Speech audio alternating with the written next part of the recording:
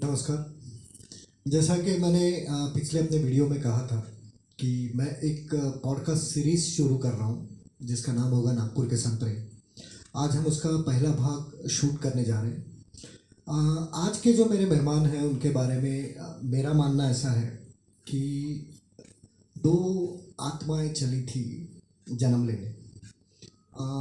देखा उन्होंने कि काफ़ी भगवान खड़े हैं लाइन में और काफ़ी कतारें बहुत बड़ी बड़ी है। इनको आने की जल्दी थी। इन्होंने देखा जहाँ पे कतार से कम है वहाँ जाके खड़े रहते गए। थोड़ी देर में आशीर्वाद लिया और आए। आशीर्वाद में उनको सिर्फ इतना ही कहा गया कि जाओ बच्चों और गाओ बस। पीछे आए। पिछले 30-35 साल से उसी आशीर्वाद को ये जनता के सामने पूरे मन से पेश करते हैं। आशीर्वाद देने वाली थी माँ सरस्वती और आशीर्वाद पाने वाले वो दो सुप्रसिद्ध गायक, गुणी गायक सागर मधुमटके और सारंग जोशी। मैं अपने आप को सौभाग्यशाली इसलिए भी समझता हूँ क्योंकि मैं इनको तो हर कोई जानता है नागपुर में, लेकिन सबसे बड़ी बात यह है कि ये दोनों मुझे जानते हैं और ये मेरे लिए बहुत बड़ी बात है। तो इसके बारे में अभी मैं ज़्यादा कहने से अच्छा होगा कि इन्हीं से सुनते हैं। ये जैसा मैंने अपने पिछले वीडियो में भी कहा था कि ये जो भी आज नागपुर में आज इनका नाम है ये एक रात में तो बना नहीं है। इनको कई बार कुछ संघर्ष भी करना पड़ा होगा, कहीं इनकी मेहनत भी है, लगन भी है और इन सब के साथ में माँ सरस्वती का आशीर्वाद भी है। तो इनका सफ़र कैसा रहा ये हम आज इन्हीं से जानेंगे। क्या क्या इनको कठिनाइयाँ आई और इस पर इन्होंने कैसे मात करके आज ये यहाँ तक पहुँचे हैं। तो सबसे पहले सागर आपसे शुरू करते हैं। मैं आपसे ये पूछना चाहता हूँ कि गाना ये इसको करियर बनाना, इसको एक ज़िंदगी में यही एक एम रख के आपने आज तक का सफ़र किया है, तो उसमें आपको ये कब एहसास हुआ कि मैं जनता के सामने गाऊंगा, मेरा आवाज़ अच्छा है, मैं गा सकता हूँ? ये आपको पहली बार एहसास कब हुआ और ये आपने इसको करियर करके कैसे चुना, वो मैं जानना चाहूँगा। गाना, जैसे आप कह रहे कि गाना मेरा करियर हो गया है, तो इसके बारे में तो मैंने कभी सोचा नहीं था कि मेरा कुछ ऐसा हो सकता है। मेरा जो फ्रेंड सर्कल था पहले क्रिकेट का, हम साथ में ही रहते थे, तो बस ऐसी शौकिया तौर पर जैसे शाम में अगर मैच जीत गए या ग्राउंड में बैठे, जैसे बस्तियों में जैसे गणपति है, दुर्गा जी है, होते थे, तो वहाँ लाउड स्पीकर लगते थे, तो वहाँ पे भी हम लोग गाते थे। तो पता नहीं मेरे दोस्तों को अच्छा लगने लगा कि भाई तो बड़ा अच्छा गाता है यार, तो मैं वो पेंडाल छोड़ता नहीं था फिर मन में, तो फिर लोग भी जमा हो जाते तो गाते थे इसी शौक के ऊपर। ये करियर बनेगा इसके बारे में मैंने कभी सोचा नहीं। और रहा सवाल इस बात का कि भाई आपने जैसे कहा कि आपने करियर बनाया, ये मैंने नहीं बनाया है, जनता ने मेरा करियर चुन लिया है, तो ये जनता के जरिए हुआ है जो कुछ। ये तो बहुत बड़ी बात, बहुत बड़ी बात कह दी आपने। यही सवाल मैं सारंग से भी पूछना चाहूँगा कि आपका कैसे बना करियर, क्या कब ये आपने सोचा? वैसे तो सोचा नहीं था सिंगर बनना, ऐसा कभी भी सोचा नहीं था, लेकिन घर में म्यूज़िक का पहले से था। प्रेरणा मेरी मम्मी से, आई से मिली गाने की। और हमारे घर में भजन, सत्य साई बाबा के भजन होते थे, तो बचपन से उसी में था, इसलिए वो वहाँ से आते गया। लेकिन इसको करियर बनाना ये कभी नहीं सोचा था, क्योंकि स्कूल में भी जबकि मेरी ड्राइंग बहुत ख़राब थी, तो मैंने संगीत म्यूज़िक नहीं लिया था, मैंने ड्राइंग लिया था। तो करियर बनाने के हिसाब से कभी नहीं किया। लेकिन ऐसे ही जैसे अभी सागर ने कहा, वैसे ही गणपति के पंडाल में गाना शुरू किया और गणपति बापा के चरणों से गाना शुरू हुआ। और वहाँ से फिर हमारे लोगों ने हमको उठाया, बोले चलो प्रोग्राम भी करते हैं। दोस्तों के साथ मिलकर फिर प्रोग्राम शुरू हुए। बढ़िया। मीन्स हम लोग ऐसा कह सकते हैं कि आपका बनते बनते बन गया, बनते बनते बन गया करियर। सही बात है। कई बार मैंने देखा है कि आप दोनों साथ में कार्यक्रम करते हो और आपकी आज नागपुर में मिसाल दी जाती है कि इतनी अच्छी दोस्ती। खैर हमने देखा है कई बार कि दो गायक, कई बार उनमें राइवलरी होती है और मैं इससे कैसे अच्छा गाऊं और इसका नाम हो रहा है तो मेरा कैसे हो, ये चीज़ें होती है, हमने कई बार देखा है।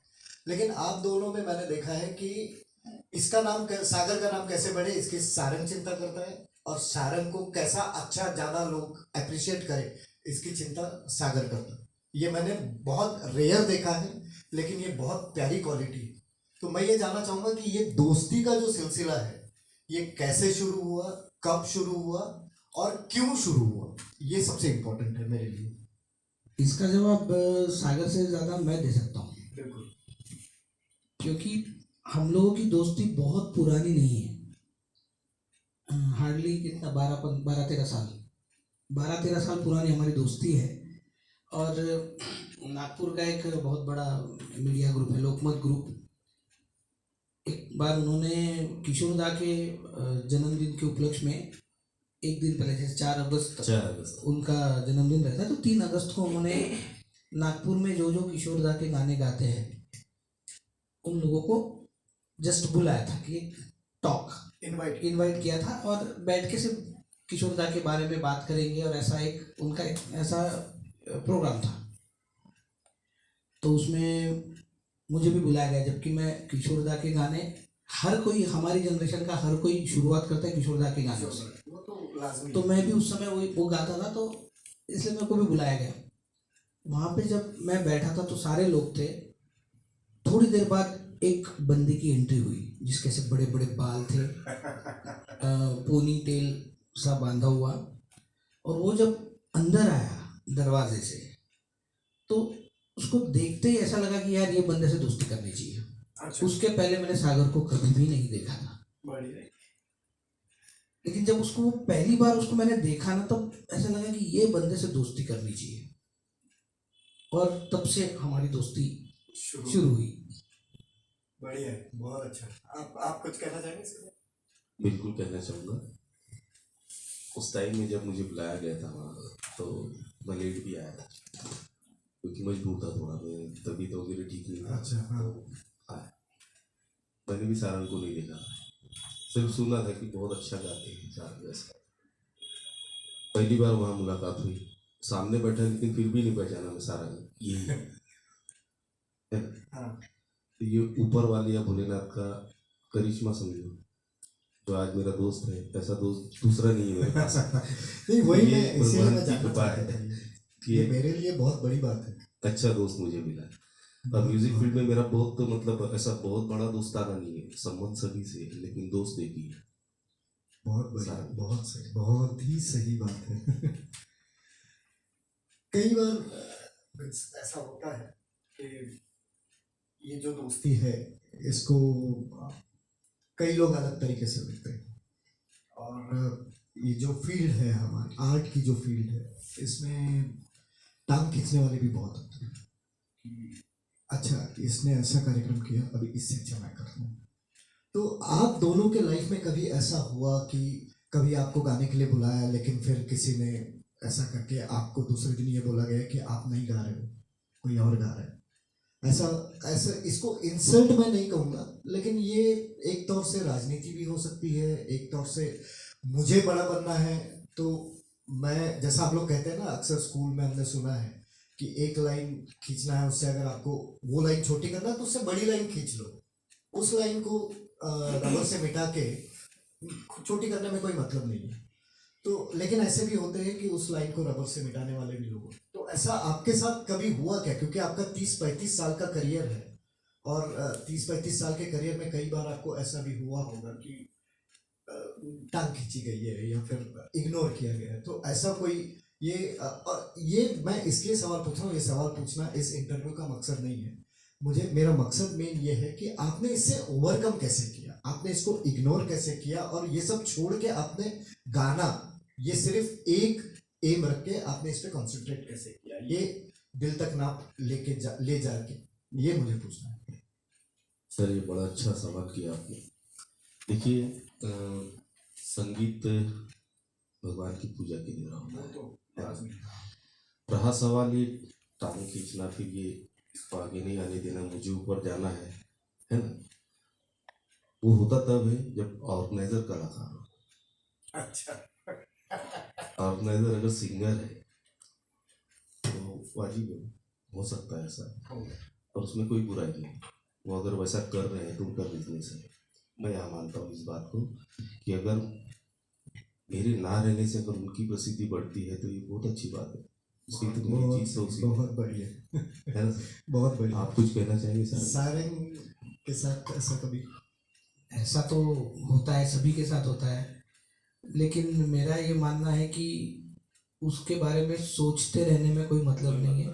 आगे बढ़ो और काम पे लगो, अपने आप को प्रूव करो और आगे बढ़ो, फिर लोग अपने आप बुलाते हैं। यही सबसे बड़ी क्वालिटी होनी चाहिए हर कलाकार में, जो मुझे लगता है। होता कैसा है? लेकिन मैं ये जानना चाहता था कि आगे बढ़ो ये तो सही है, लेकिन कहीं दिल में मलाल रहता है, कभी दिल में ऐसा उस आदमी के बारे में कभी ऐसा दिल में हम लोग ऐसे कह सकते हैं कि एक थोड़ा उसके बारे में हम सोच हमारी बदल जाती है।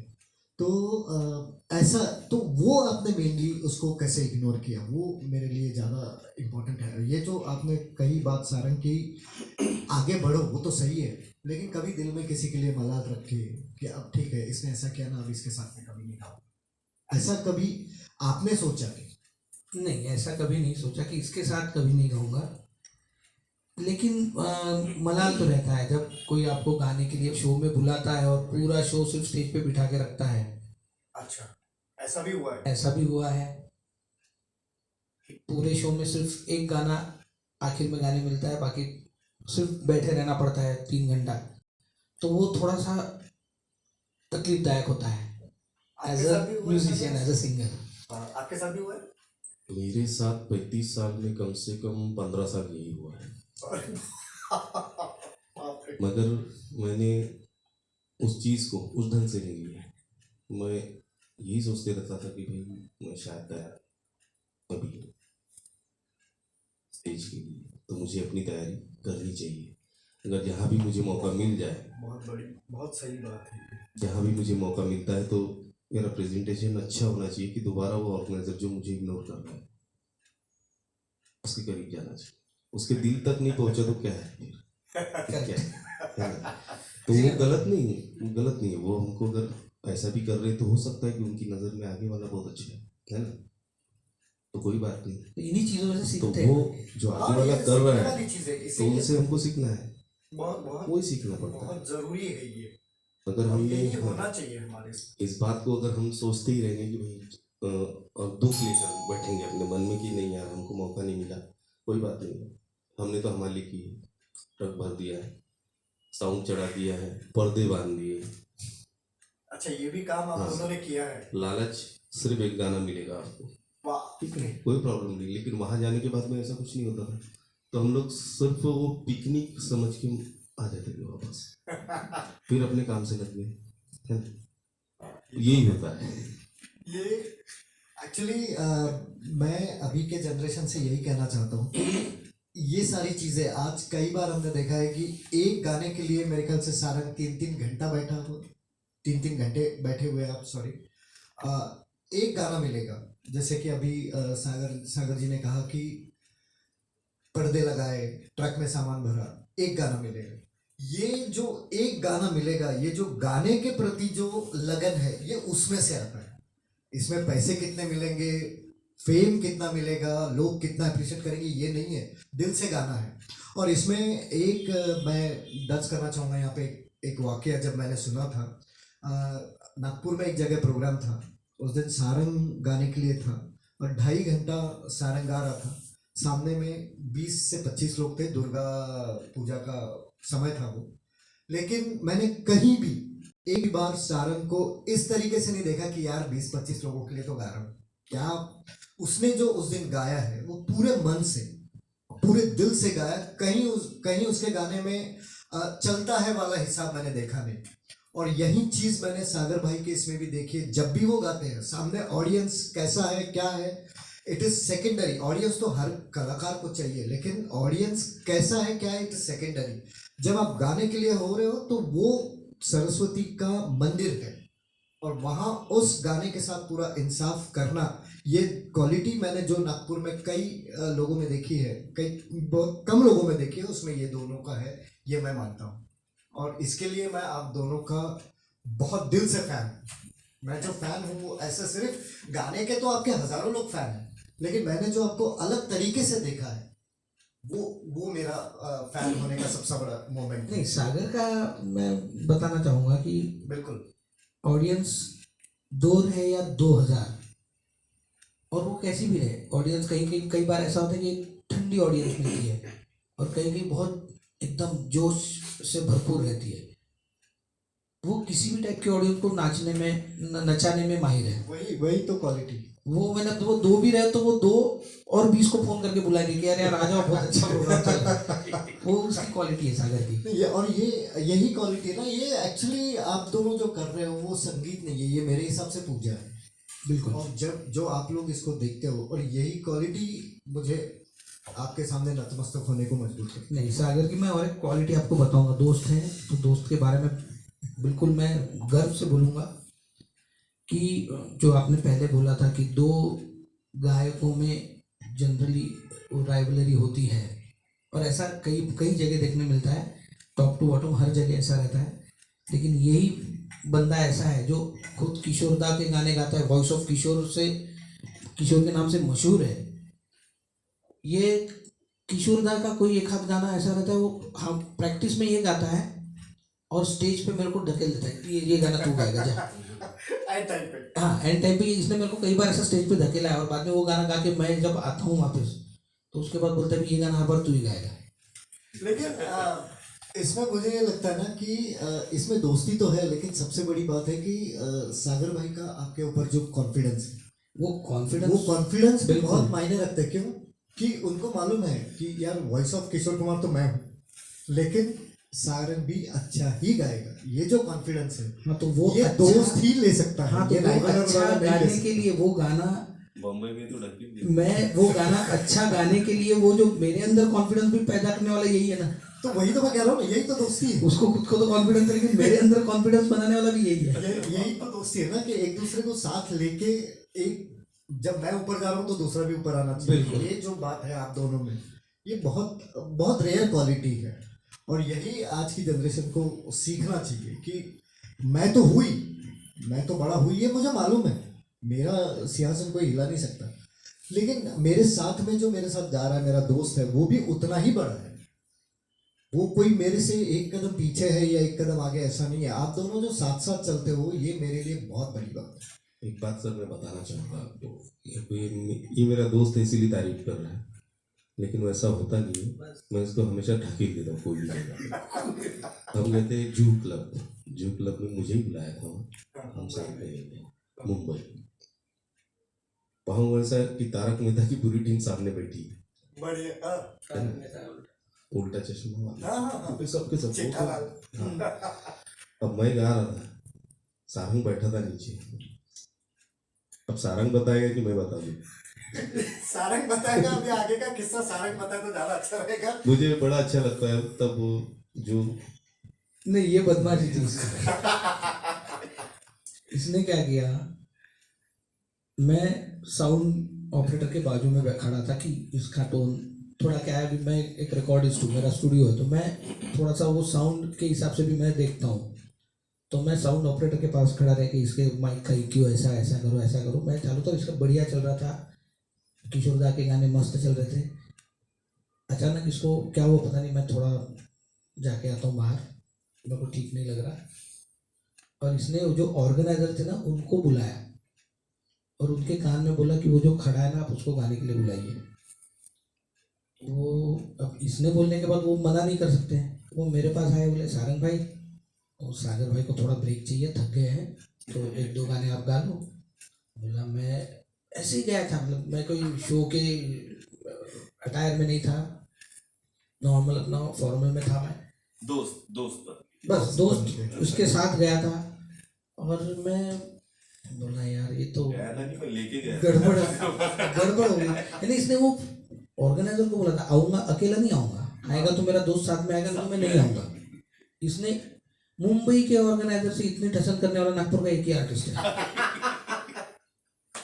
क्योंकि अदरवाइज मुंबई के ऑर्गेनाइजर जो बोलेंगे वो कोई भी आर्टिस्ट करता है, क्योंकि वहाँ पे इंडस्ट्री है। बराबर है। लेकिन इसने बोला कि मैं आऊँगा तो हम दोनों आएंगे, नहीं तो मैं नहीं आऊँगा।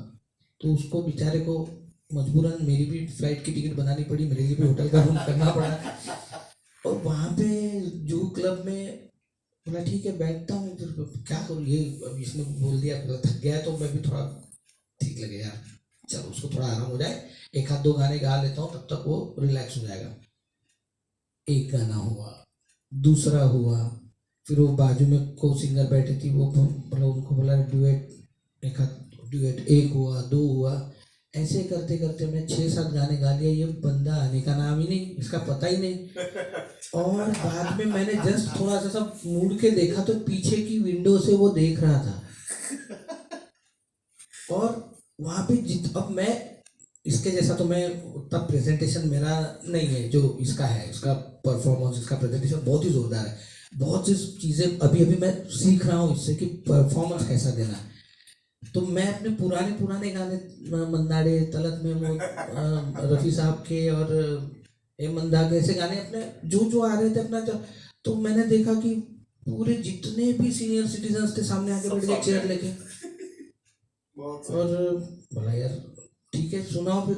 और ये आया। एक मिनट रुकता हूँ, कोई गाना याद है जो सीनियर सिटीजन ने फरमाइश की हो या फिर वंस मोर दिया हो, उसकी 2 लाइन अगर कोई ऐसा गाना उस समय का? हाँ वो था तुम पुकारो, करेक्ट, हाँ खामोशी का वो गाना था। कौन सा? 2 लाइन। तुम पुकार लो, तुम्हारा इंतजार है, तुम पुकार लो, ख्वाब चुन रही है रात, बेकरार है, तुम्हारा इंतजार है, तुम पुकार लो। अब जब 2 गायक दोस्त बैठे हैं, एक गाएगा तो दूसरे का नहीं होगा, तो ये तो मुझे अच्छा नहीं, ये नाइंसाफी हो जाएगी। ये नाइंसाफी नहीं, ये मुझे दिल से अच्छा नहीं लगे। मैं क्या सुनूं? जो आपकी मर्जी से। तो वो बात रह गई थी सर, थोड़ी सी मैं बताता हूँ उसके बाद में। एक्चुअली मुझे बड़ा मज़ा आ रहा था कि जब लोगों ने सामने से चेयर, पीछे से चेयर अपने सामने लाई, बड़ा यही तो हम चाहते थे, कैसा होना चाहिए, है ना? और वो हुआ। यस। और मैं हंस रहा था, या वहाँ से मुझे ऐसा कर रहा था तेरे को बताता हूँ। और मुझे बड़ा मजा आ रहा था वहाँ से देखने में। मैंने इसको उठने ही नहीं दिया फिर आखिरी तक। इसमें एक मुझे पूछना, ये बॉम्बे में सारंगी आपका पहला प्रोग्राम था पब्लिक? नहीं, उससे पहले किया था, ये एक्सीडेंटल शो था। अच्छा। Accidental programme. और एक अच्छा है उसी वो, उसमें एक ये बात याद आई, एक बाद में फिर ये आया फाइनली मेरे पे तरस खा के कि नहीं अभी इसको आराम की ज़रूरत है। हाँ। तो ये आया, फिर मैं अपनी जगह पे खड़ा हो गया, वापस साउंड वाले के बगल में खड़ा हो गया। तो एक सज्जन आए, मेरे पीठ पे हाथ रखे कंधे पे, उनकी उम्र कुछ 75-76 साल के थे। आप और गाने वाले हैं? बोला नहीं सर, मैं ऐसे ही फीलर करके गया था। अच्छा फिर हम जाते हैं अभी। क्योंकि हम आपने जो गाने गाए वो हमारे जमाने के, तो हमको और वो दोनों मियाँ बीवी थे, मतलब वो चले गए बेचारे। लेकिन ये सबसे बड़ा रिवॉर्ड नहीं बोला जाएगा इसको? ये बहुत बड़ा रिवॉर्ड है।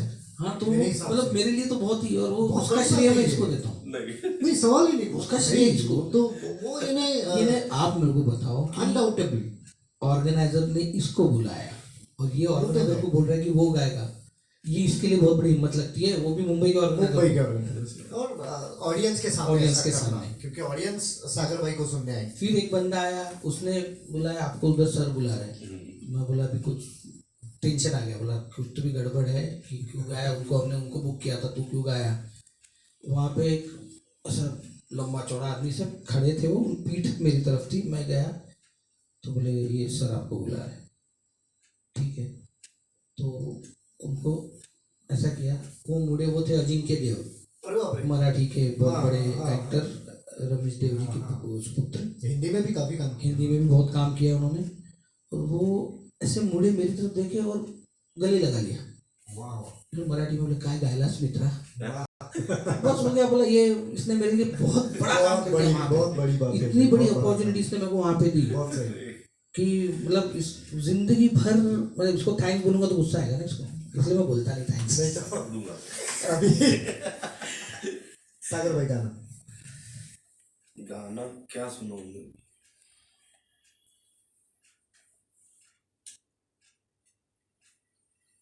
मैंने जैसे सबसे पहला गाना जो मेरा था, कोशिश किया था मैंने, जी वो सुना था, बिल्कुल बिल्कुल, वाह किशोर दा का गाना। अक्सर होता कैसे है, जैसे कोई कलाकार पिता बनता है ना?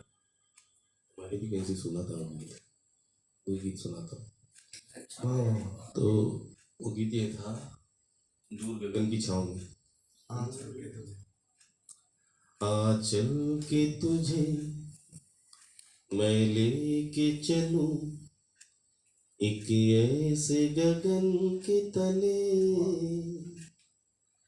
जहाँ गम भी न हो आंसू भी न हो, बस प्यार ही प्यार पले, एक ऐसे गगन के तले, सूरज की पहली किरण से आशा का सवेरा जागे, चंदा की किरण से धुलकर घनघोर अंधेरा भागे, कहीं धूप खिले कहीं छाँव मिले, लंबी सी डगर न खले, जहाँ गम भी न हो आंसू भी न हो, बस प्यार ही प्यार पले, एक ऐसे गगन के तले।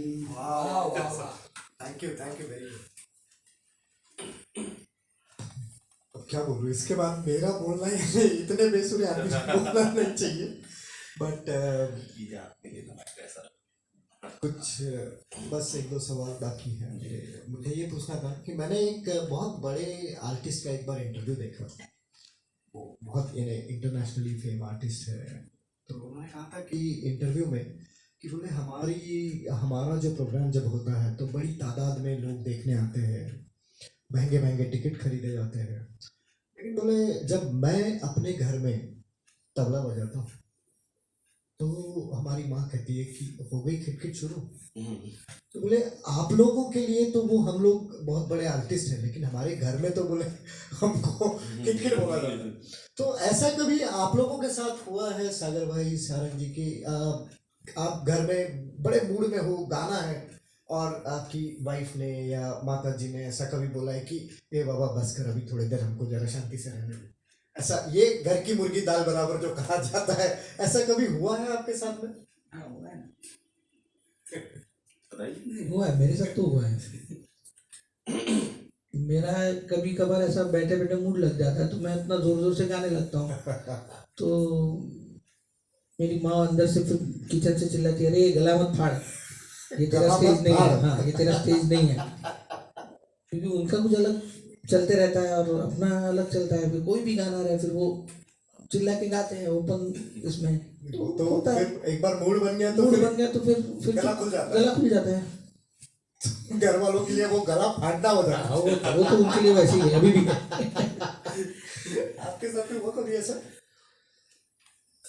गाने के लिए तो नहीं हुआ कभी, मगर जब मैं बजाता था अच्छा, तो जैसे ड्रम, मतलब आप पहले ड्रम भी बजाते हो? बेसिकली रिदमिस्ट है। हाँ, पहले मैं रिदमिस्ट था, तो होता ऐसा था कि इतना बड़ा ड्रम घर में रखना, जगह भी नहीं कहीं, तो और उसको बजाना, हाँ। जैसे यहाँ बजाया तो पूरी बस्ती में आवाज जाएगा, तो उसको हम बराबर। नहीं बजा सकते थे। तो ऑक्टोपैड नया नया है, तो मैं किराए से लाता था रात भर। मतलब 8 बजे बैठे तो मैं सुबह 5 बजे प्रैक्टिस करके लौटा। शाम के रात के 8 बजे से सवेरे 5 बजे तक सुबह आप प्रैक्टिस करते थे। हाँ। ये आज की जनरेशन को सुनना चाहिए, तो ये तब- बहुत बड़ी बात है। तब मम्मी और पापा वो सिर्फ टोका उन्होंने, ठीक है बोले बजाओ यार तुम प्रैक्टिस करो, मगर उसमें कपड़ा डाल दिया। मैं कपड़ा डाल दिए तो फिर वो दिखेगा नहीं तो बजेगा कैसे। बराबर, अच्छा कपड़ा डाल के भी बजाएंगे तो आवाज तो आनी है। आवाज तो आनी है। मैं बोला, यार एक बार ट्राई करते हैं, फिर तो मना कर देंगे। कपड़ा डाल के बजाया, आवाज जैसी की वैसी शुरू थी। क्या बात है। हाँ साउंड तो आ रहा है ना स्पीकर से। हाँ तो उसके ऑक्टोपैड बाद है ना, वो हाँ, तो प्लग इन इंस्ट्रूमेंट है। हाँ तो वैसा बजाना शुरू किया। उसके बाद मम्मी पापा ने टोका नहीं दिया।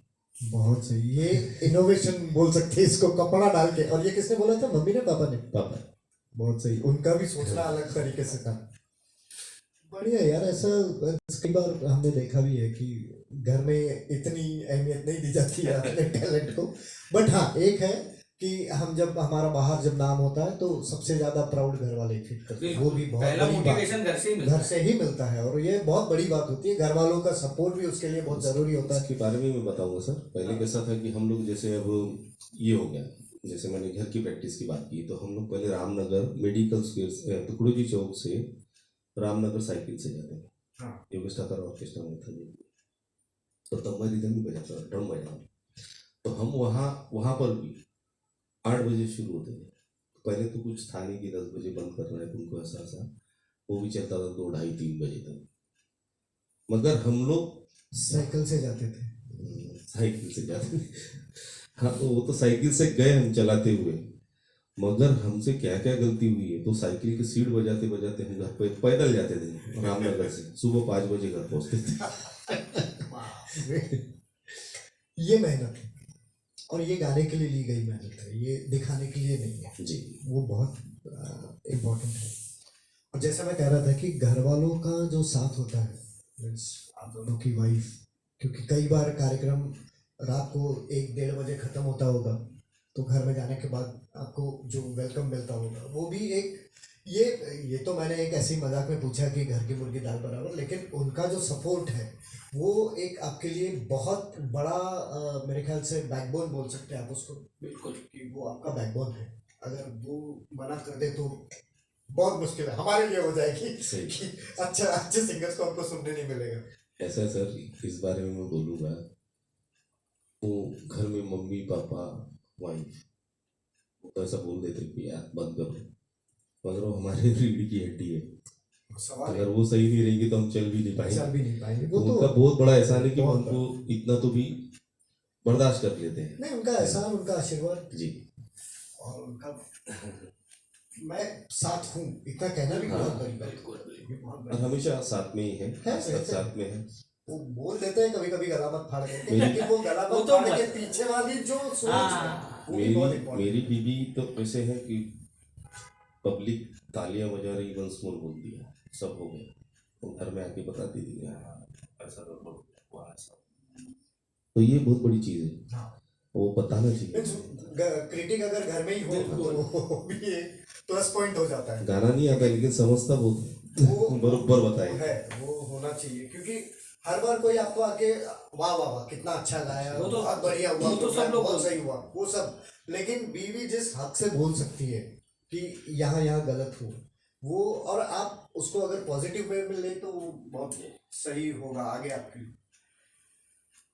अब मुझे एक चीज और पूछनी है, अभी आप दोनों 35 साल हो गए गा रहे हो, तो आपने तो बहुत ज्यादा ट्रांजिशन देखा है म्यूजिक, कई चीजें आपके सामने बदली है, ऐसा हम बोल सकते हैं।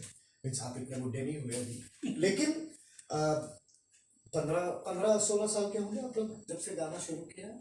हाँ 15 से 16 साल, तो एक लंबा समय आप लोगों ने इस फील्ड को दिया हुआ है, इस कला को दिया हुआ है। कई सारी टेक्नोलॉजीज इसमें चेंज होते गई है। अभी तो खैर मेरे समान बेसुरा भी आज सुने गा सकता है, मैं अपना एल्बम निकाल सकता हूँ क्योंकि ऑटो ट्यूनर है, या कई चीजें ऐसी मैंने देखी है कि जो बिल्कुल भी नहीं गा सकते वो भी लोग गाते हैं, फिर वो बड़े बड़े लोगों की पत्नी क्यों ना। लेकिन उसमें आपने जो ट्रांजिशन देखा है, आप लोगों ने जब शुरू किया था तब ना यूट्यूब था, ना ये अभी नए ऐसे ऐप आए हैं उसमें आपको तबला मिलता है, आपको तंबूरा सुरों में तानपुरा मिलता है लगा के। आपके समय ये सब नहीं था। तो आप लोगों ने वो टेक्नोलॉजी जो बदलते हुए देखी है, आपको क्या लगता है कि संगीत का स्तर वैसा ही है, कहीं कम हुआ है या बढ़ा है?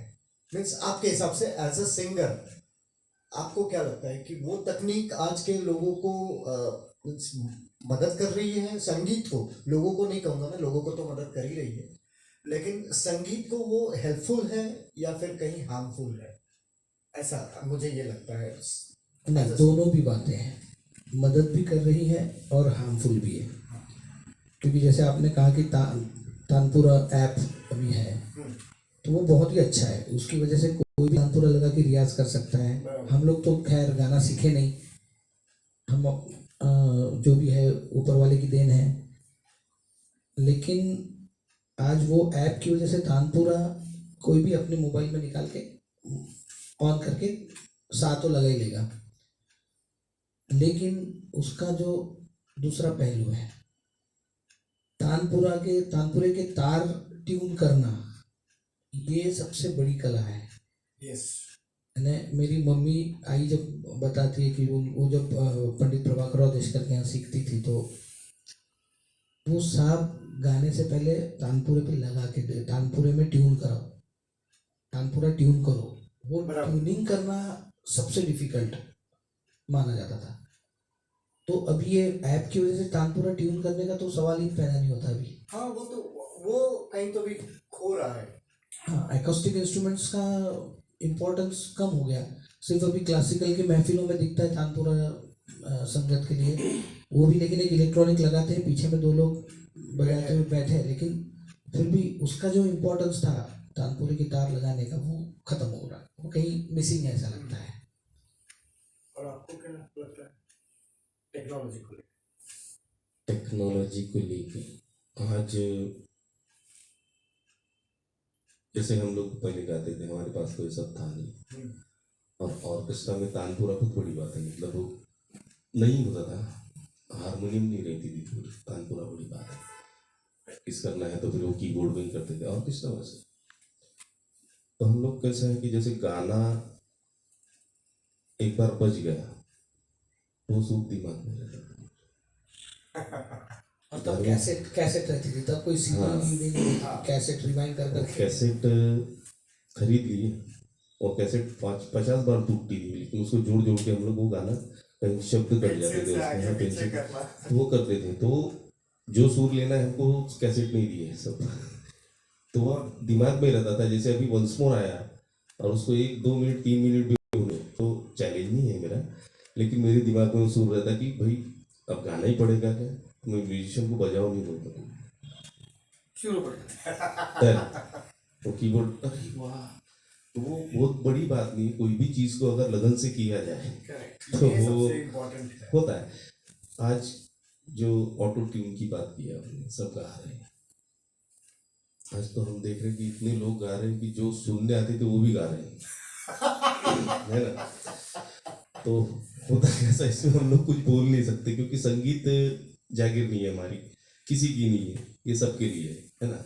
नहीं, ये सबको आनंद देता है, इससे सभी को आनंद देता है। नहीं, सबको आनंद देता है, ये तो मैं कहूँगा कि ये सही है कि ये किसी की जागीर नहीं है। कोई इसके बारे में ये नहीं बोल सकता कि ये मेरा है। लेकिन फिर भी मेरे हिसाब से, जैसा मैं बार बार इस वर्ड को दोहरा रहा हूँ, और ये मेरे लिए बहुत ज़रूरी है कि ये पूजा है। कोई भी उठ के गा ले, ऐसा नहीं हो सकता। ये साधना है, ये साधना है, पूजा से भी ज़्यादा ये साधना है। और हम जो जब बड़े बड़े नाम लेते हैं, लता मंगेशकर हो गया, किशोरदा हो गया, या फिर रफ़ी साहब है, आशा जी है, ये इतने बड़े लोग हैं, लेकिन इनकी भी साधना करके ही ये लोग बड़े हुए हैं। ऐसा नहीं कि ये लोग एक रात में इनको एक गाना मिला और एक रात में हिट हो गए। तो ये साधना है, और इसको साधक के हिसाब से ही देखना चाहिए, ऐसा मेरा मानना है। बिल्कुल ये मुझे लगता है। और गाना तो मीन्स एक आनंद तो देता ही है, लेकिन उसके वो आपको कहीं अंदर खुश करना चाहिए उसको, तभी आप जनता को खुश कर पाओगे। करेक्ट, जो आपके पास है वही दे पाओगे। बिल्कुल। तो वो मेरे हिसाब से सबसे बड़ी बात है। हमारा वही कहना है कि हम लोग जब गाना गाते हैं तो स्टेज पे पहले वो गाना अगर हमको पसंद आ रहा है गाते समय, तभी वो सामने ऑडियंस को पसंद आएगा। अदरवाइज हमको अगर ऐसा लगा कि ये गाना अपना जल्दी खत्म होना चाहिए तो समझ लो गाना खराब हो रहा है। वही तो मैं कह रहा हूँ ना कि छूना चाहिए। हाँ। सामने वाला जब गा रहा है, गाना भले ही नाचने वाला हो, लेकिन आपके पैर तभी थिरकेंगे जब यहाँ से यहाँ पे छू। करेक्ट। तो अभी इसका एंड करते हैं। मैं शुक्रिया तो नहीं कहूँगा क्योंकि आप दोनों मेरे बहुत अजीज लोग हो। मैं शुक्रिया कहना भी नहीं। मेरे लिए वो ठीक बात नहीं है। तो क्यों ना गाने से ही इतनी सुरीली महफिल का एंड, आपको क्या लगता है? होना ही चाहिए। बिल्कुल, जो आप दोनों का मन करे। अगर एक साथ गाना चाहते हो तो एक साथ भी होगा, या फिर एक एक करके गाना चाहते हो तो वैसे जैसे भी है। और ये दोस्ती से तो बढ़िया गाना बढ़िया नहीं है। मिल सकता। लो। बने चाहे दुश्मन जमाना हमारा, बने चाहे दुश्मन जमाना हमारा, सलामत रहे दोस्ताना हमारा। बने चाहे दुश्मन जमाना हमारा, सलामत रहे दोस्ताना हमारा। सलामत रहे दोस्ताना हमारा। बने चाहे दुश्मन जमाना हमारा, सलामत रहे दोस्ताना हमारा। बहुत बहुत शुक्रिया, बहुत शुक्रिया। Thank you. तो आपको ये पॉडकास्ट कैसा लगा, ये हम भी जानना चाहेंगे, सागर जी भी जानना चाहेंगे और सारंग जी भी जानना चाहेंगे। तो इस पॉडकास्ट को आप देखिए ज़रूर, इसको लाइक और सब्सक्राइब करिए और आगे के पॉडकास्ट का इंतज़ार कीजिए। धन्यवाद।